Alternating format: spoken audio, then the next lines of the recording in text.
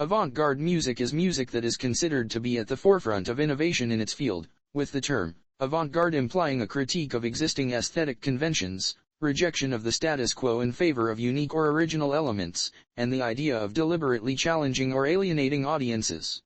Avant-garde music may be distinguished from experimental music by the way it adopts an extreme position within a certain tradition, whereas experimental music lies outside tradition. Experimental music is a general label for any music or music genre that pushes existing boundaries and genre definitions.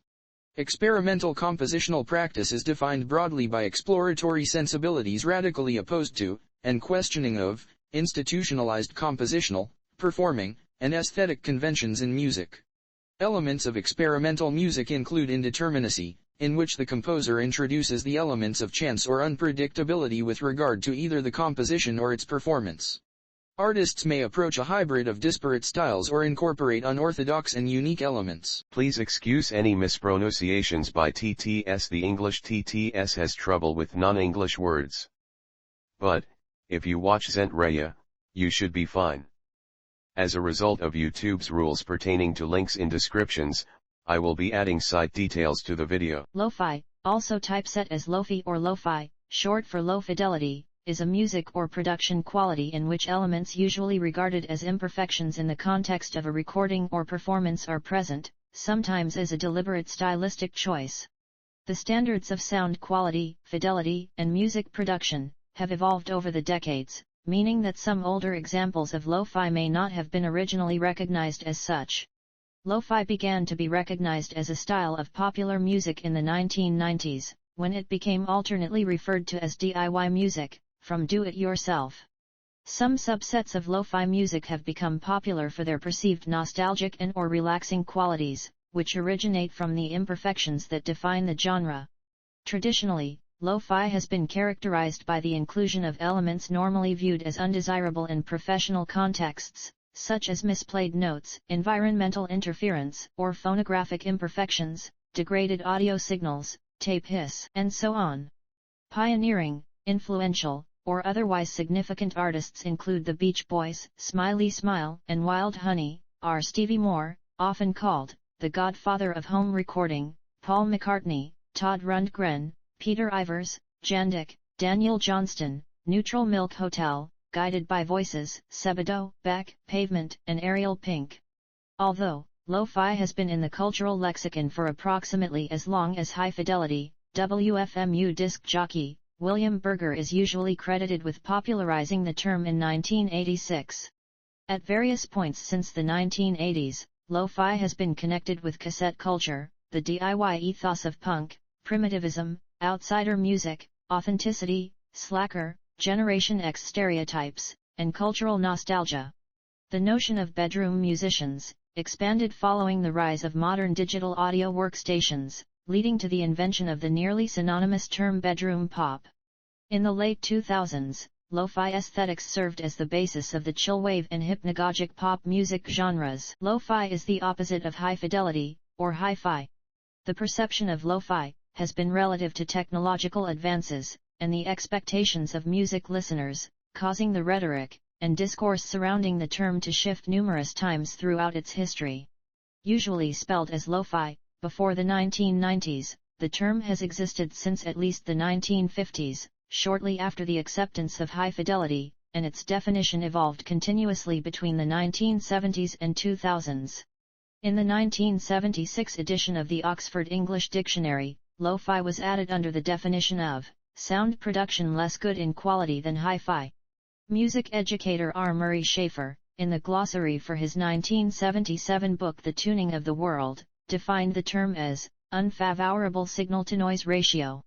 At its most crudely sketched, lo-fi was primitivist and realist in the 1980s, postmodern in the 1990s, and archaicist in the 2000s, said Adam Harper. Lo-fi aesthetics in popular music discourse. There was virtually no appreciation for the imperfections of lo-fi music among critics until the 1980s, during which there was an emergent romanticism for home recording and do-it-yourself qualities. Afterward, DIY was often used interchangeably with lo-fi. By the end of the 1980s, qualities such as home recorded, technically primitive, and inexpensive equipment were commonly associated with the lo-fi label, and throughout the 1990s, such ideas became central to how lo-fi was popularly understood. Consequently, in 2003, the Oxford Dictionary added a second definition for the term, a genre of rock music characterized by minimal production, giving a raw and unsophisticated sound. The identity of the party, or parties who popularized the use of lo-fi, cannot be determined definitively. It is generally suggested that the term was popularized through William Berger's weekly half-hour radio show, on the New Jersey-based independent radio station WFMU, titled Lo-Fi, which lasted from 1986 to 1987.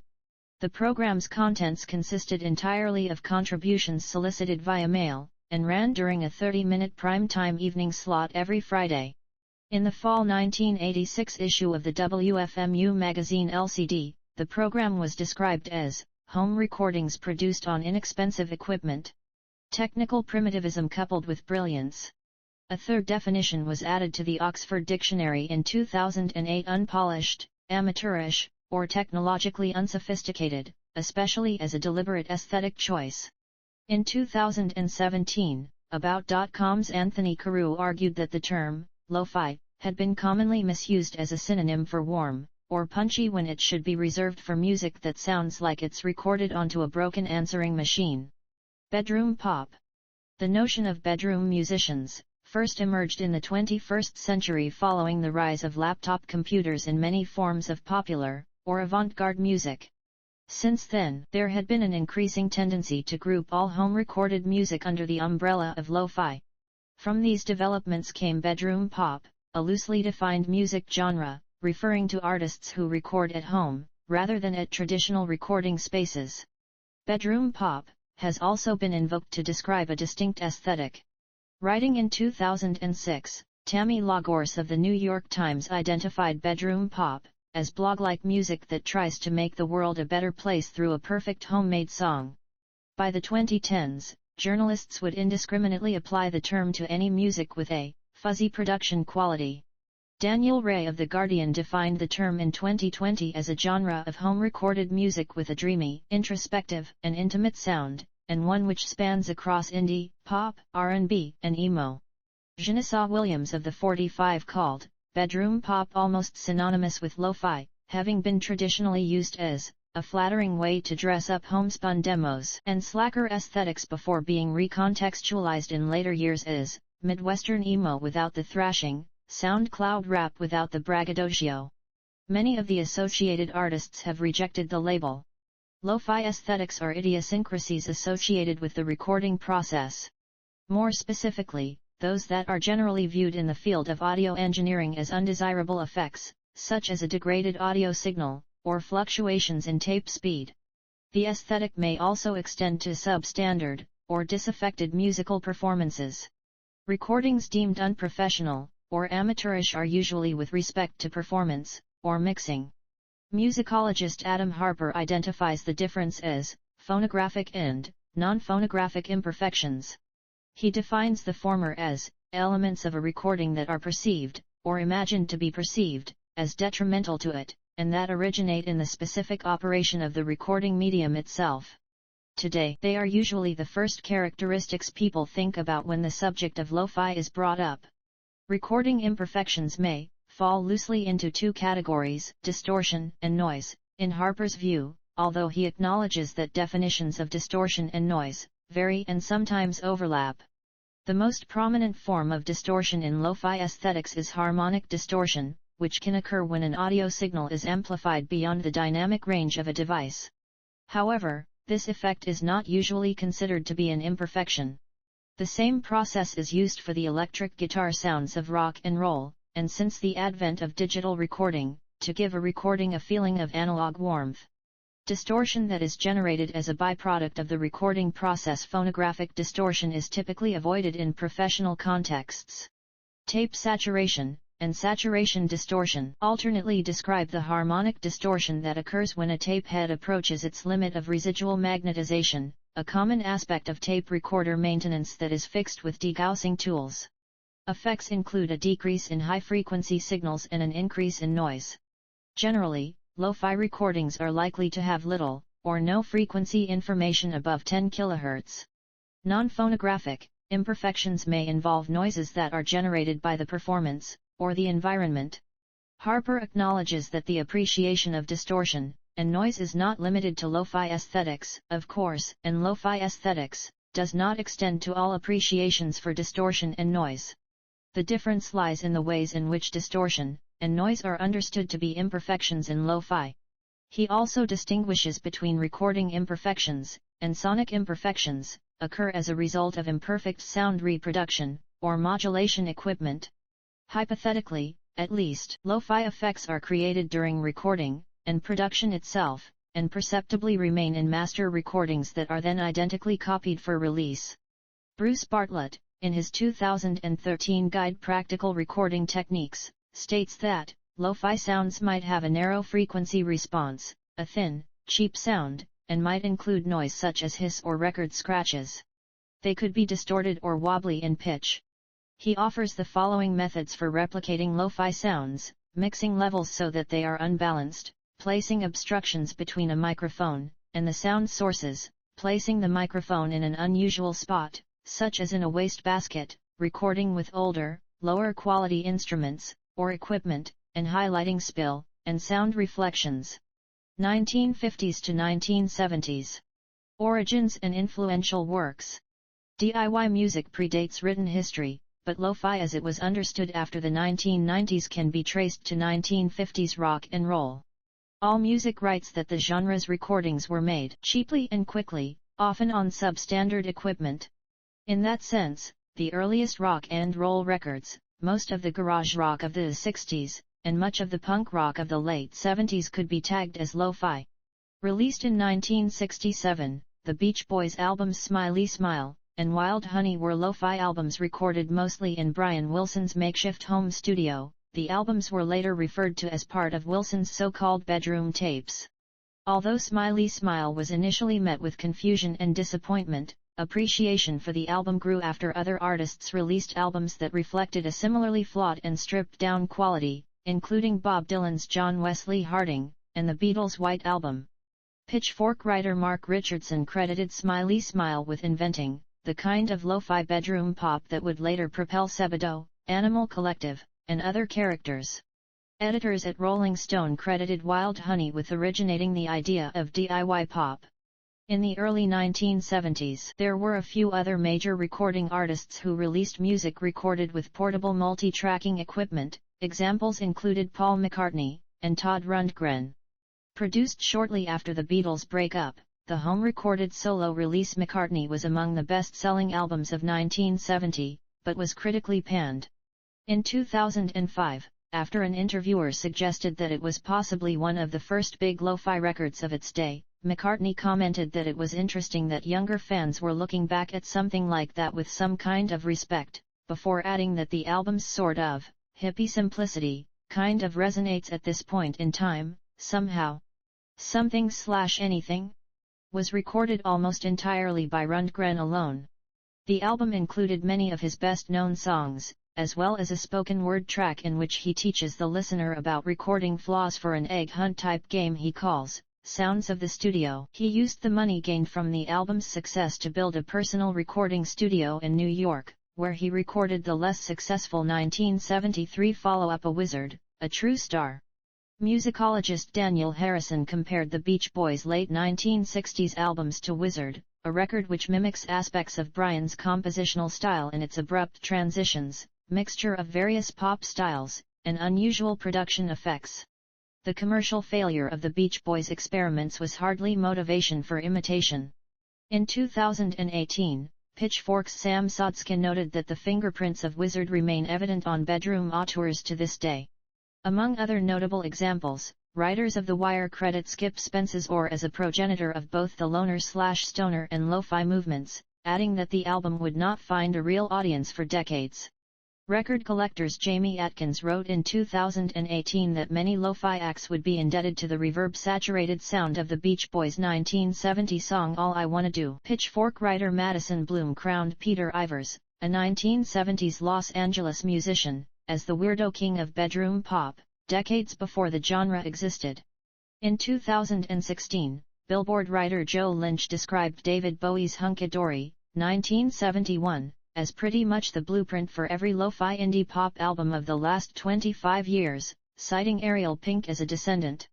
Active since 1969, Stavely Makepeace, and their spin-off group Lieutenant Pigeon, were described by AllMusic's Richie Unterberger as creating quirky, slightly lo-fi homemade production married to simple pop songs with heavy echoes of both 50s rock and roll and British novelty music. Michael Heatley of Record Collector describes Wizard's debut album Wizard Brew as lo-fi, retro rock and roll. 1970s to 1980s. Indie, cassette culture, and outsider music. With the emergence of punk rock and new wave in the late 1970s, some sectors of popular music began to espouse a DIY ethos that heralded a wave of independent labels, distribution networks, fanzines and recording studios, and many guitar bands were formed on the then novel premise that one could record and release their own music instead of having to procure a record contract from a major label. Lo-fi musicians and fans were predominantly white, male, and middle class, and while most of the critical discourse interested in lo-fi was based in New York or London, the musicians themselves were largely from lesser metropolitan areas of the U.S. Since 1968, Stevie Moore had been recording full-length albums on reel-to-reel tape in his parents' basement in Tennessee, but it was not until 1970's IXS phonography that any of his recordings were issued on a record label. The album achieved some notoriety among New York's punk and new wave circles. Matthew Ingram of The Wire wrote that Moore might not have been the first rock musician to go entirely solo, recording every part from drums to guitar. However, he was the first to explicitly aestheticize the home recording process itself, making him the great-grandfather of lo-fi. Asked if he supported the DIY/lo-fi pioneer label, Moore explained that his approach resulted from happenstance, rather than a calculated artistic decision, although he agreed that he should be recognized as a pioneer. When a 2006 New York Times reporter referenced Moore as the progenitor of bedroom pop, Moore responded that the notion was hilarious in light of his bitter struggle to make a living and get some notoriety. I scoff at it. In 1979, Tascam introduced the Porta Studio, the first portable multi-track recorder of its kind to incorporate an all-in-one approach to overdubbing, mixing, and bouncing. This technology allowed a broad range of musicians from underground circles to build fan bases through the dissemination of their cassette tapes. Music critic Richie Unterberger cited Moore as one of the most famous of the few artists in cassetteland that established a reputation, if even a cult one. From 1979 until the early 1980s, Moore was a staff member on WFMU, hosting a weekly bedroom radio show. Berger's lo-fi program followed thereafter and effectively established lo-fi as a distinct movement associated with the spirit of punk. J.W. Farquhar's home-recorded 1973 album The Formal Female, according to critic Ned Raggett, could also be regarded as a forerunner to any number of independent lo-fi artists, including Stevie Moore and the underground Texas musician Jandik. In 1980, the Welsh trio Young Marble Giants released their only album, Colossal Youth, featuring stark instrumentation, including a primitive drum machine, and a decidedly bedroom aura. David Smith of the Evening Standard later wrote, "It's hard to imagine a more lo-fi, unambitious sound." Throughout the following decade, the indie rock spheres of the American underground bands such as college radio favorite REM, along with some British post-punk bands, were the most prominent exports of lo-fi music. According to AllMusic, the stylistic variety of their music often fluctuated from simple pop and rock songs to free-form song structures to pure noise and arty experimentalism. Similar scenes also developed among DIY cassette trading hip-hop and hardcore punk acts. One of the most recognizable bands was Beat Happening from K Records, an influential indie pop label. They were rarely known as a lo-fi group during their active years, and were only noted for their pioneering role in the movement after the term's definition evolved in the mid-1990s. Elsewhere, WFMU DJ Erwin Chuzid was responsible for inventing and popularizing the outsider music category, much of it overlapping with lo-fi. Adam Harper credits the outsider musicians Daniel Johnston and Jandik with forming a bridge between 1980s primitivism and the lo-fi indie rock of the 1990s. Both musicians introduced the notion that lo-fi was not just acceptable but the special context of some extraordinary and brilliant musicians. Hailing from New Zealand, the Tall Dwarfs' mid-1980s records are credited with anticipating the lo-fi sound. AllMusic wrote that Tall Dwarfs' home-recorded releases presaged the rise of what was ultimately dubbed lo-fi as the sound began to grow in prominence and influence over the course of the decades to follow. 1990s changed definitions of lo-fi and indie. During the 1990s, the media's usage of the word indie evolved from music produced away from the music industry's largest record labels to a particular style of rock or pop music viewed in the US as the alternative to alternative. Following the success of Nirvana's Nevermind, alternative rock became a cultural talking point, and subsequently, the concept of a lo-fi movement coalesced between 1992 and 1994.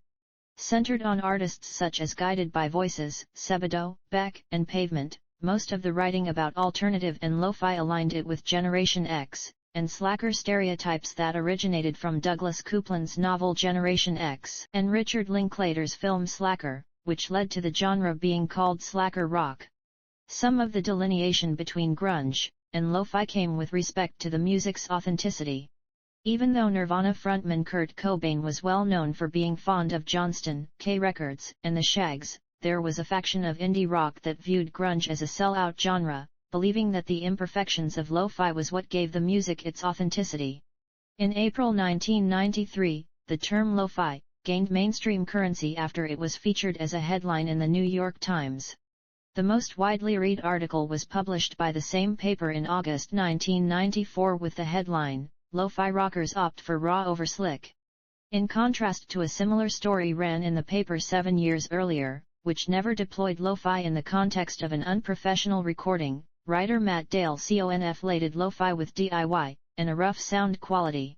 He wrote, alternately called lo-fi, referring to the rough sound quality resulting from such an approach, or DIY, an acronym for do-it-yourself. This tradition is distinguished by an aversion to state-of-the-art recording techniques.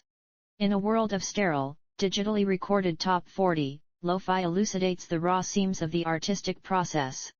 The main focus in the piece was Beck, and Guided by Voices, who had recently become popular acts in the indie rock subculture. Beck, whose 1994 single Loser, was recorded in a kitchen, and reached the Billboard Top 10, ultimately became the most recognizable artist associated with the lo-fi tag. As a response to the lo-fi label, Guided by Voices band leader Robert Pollard denied having any association to its supposed movement. He said that although the band was being championed as the pioneers of the lo-fi movement, he was not familiar with the term, and explained that a lot of people were picking up Tascam machines at the time. Using a 4-track became common enough that they had to find a category for it, DIY, lo-fi, whatever. At the time, music critic Simon Reynolds interpreted the seeming movement as a reaction against grunge music, and a weak one, since lo-fi is just grunge with even grungier production values. In turn, he said, lo-fi inspired its own reaction in the form of post-rock. A reaction against both grunge and lo-fi, according to AllMusic, was chamber pop, which drew heavily from the rich orchestrations of Brian Wilson, Burt Bacharach, and Lee Hazelwood. Genre crystallization. Lo-fi was applied inconsistently throughout the 1990s. Writing in the book Hop on Pop, Tony Grajeda said that by 1995, Rolling Stone magazine managed to label every other band it featured in the first half of the year as somehow lo-fi. One journalist in Spin credited Sebadoh's Sebadoh 3 with inventing lo-fi, characterizing the genre as the soft rock of punk.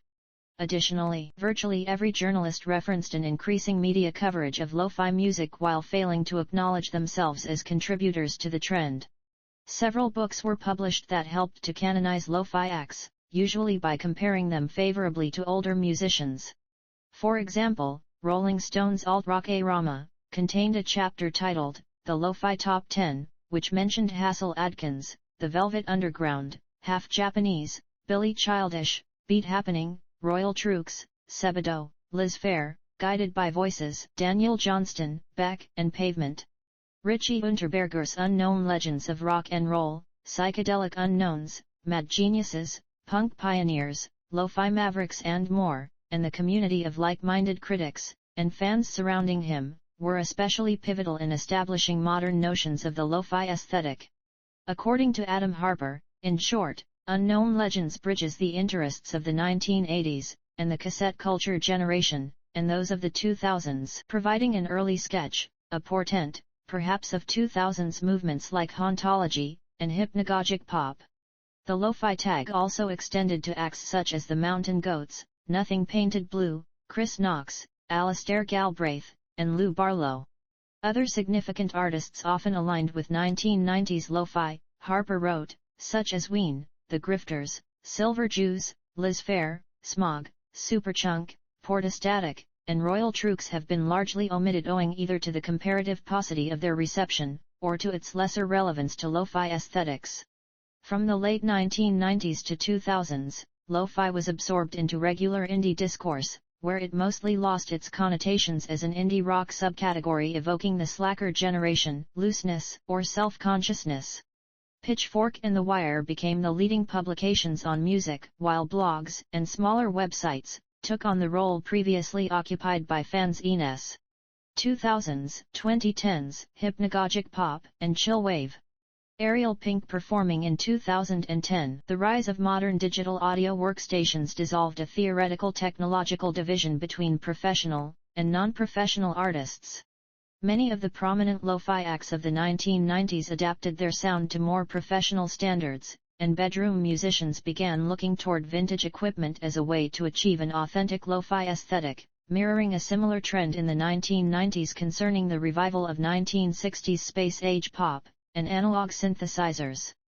Stevie Moore was increasingly cited by emerging lo-fi acts as a primary influence. His most vocal advocate, Ariel Pink, had read Unknown Legends, and later recorded a cover version of one of the tracks included in a CD that came with the book Bright Lit Blue Skies. At the time of his label debut, Pink was viewed as a novelty act, as there were virtually no other contemporary indie artists with a similar retro lo-fi sound. Previous lo-fi artists generally rejected the influence of 1980s pop radio that informed most of Pink's sound. Afterward, a type of music dubbed hypnagogic pop emerged among lo-fi and post-noise musicians who engaged with elements of cultural nostalgia, childhood memory, and outdated recording technology. The label was invented by journalist David Keenan in an August 2009 piece for The Wire, which included Pink among his examples. Pink was frequently referred to as the godfather of hypnagogic, chill wave, or glo-fi as new acts that were associated with him attracted notice from critics. According to Pitchfork's Mark Hogan, each of those tags described what was essentially psychedelic music. Adam Harper reflected in 2013 that there was a growing tendency among critics such as Simon Reynolds to overstate Pink's influence by failing to acknowledge predecessors such as Stevie Moore and the Cleaners from Venus Martin Newell. In the late 2010s, a form of downtempo music tagged as lo-fi hip-hop, or chill-hop, became popular among YouTube music streamers. Several of these YouTube channels attracted millions of followers.